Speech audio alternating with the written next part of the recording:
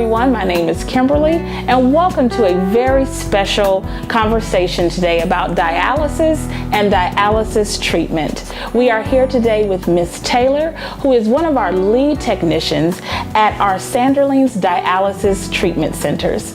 Hello, Ms. Taylor. So Ms. Taylor, what are some of the problems that you have with the patients? Some of the problems I have, non-compliant,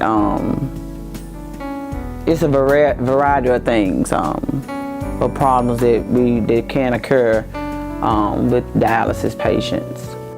So how long does it take for a patient to get used to being stuck with needles? It really depends on the patient, their sense of fear, their comfortability with the technician that's taking care of them. It depends on their fear of needles.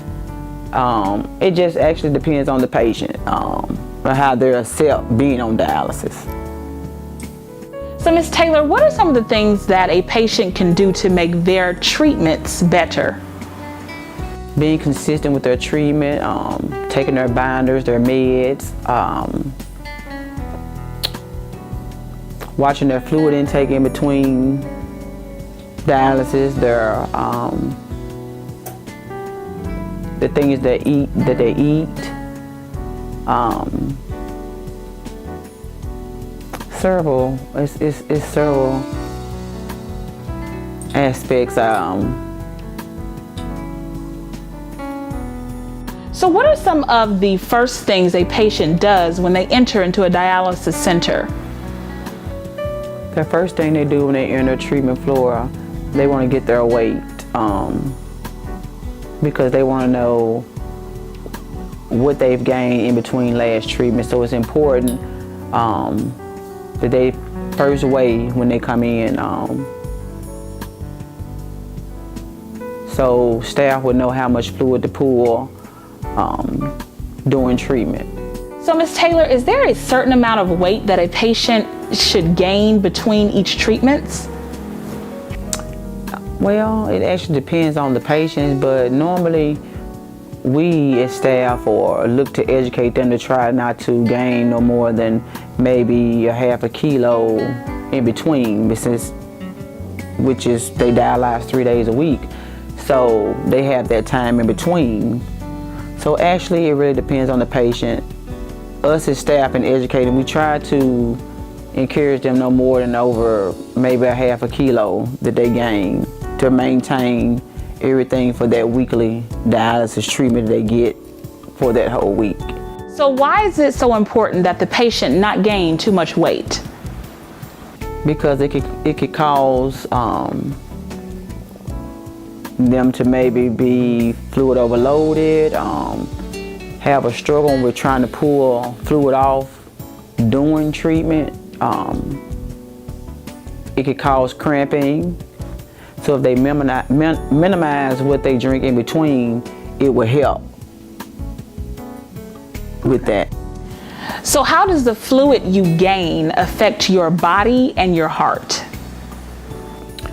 The fluid that you gain, it affects is, with your heart, it affects it. You could have go into cardiac arrest because you have all that fluid built up around the heart, just as well as the fluid being on. You have edema, swelling, ankles, legs, face, as well as, again, back to the cramping, and we're trying to pull. They may experience nauseating doing it. So Ms. Taylor, let me ask you, what happens to your port if the tech keeps sticking it in the same place?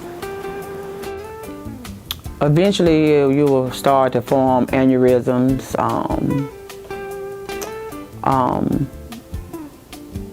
It can start to weaken that area where the technician is constantly sticking at, causes severe bleeding and leakage around the needle.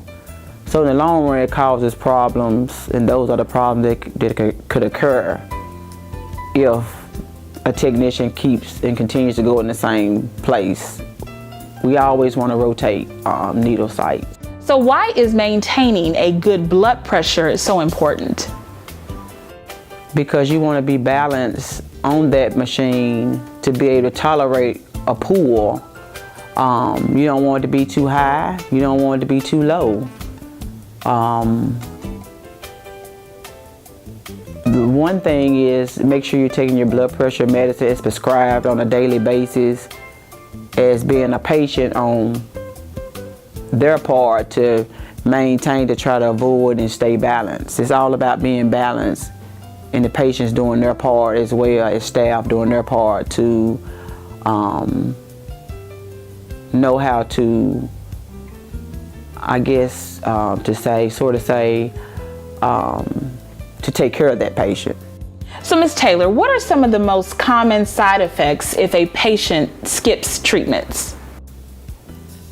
The importance, you want to be able to keep the toxins out your body, the fluid gain, want to keep the fluid off, and to avoid going into septic or because you're not dialyzing. And also not dialyzing, it prevents a patient from getting on the transplant list. A lot of that can play a factor if they're missing dialysis as well, or being sick and not able to be on the transplant list. Thank you so much, Ms. Taylor, for being here and answering those questions for us. And thank you for listening and watching and being a part of our conversation.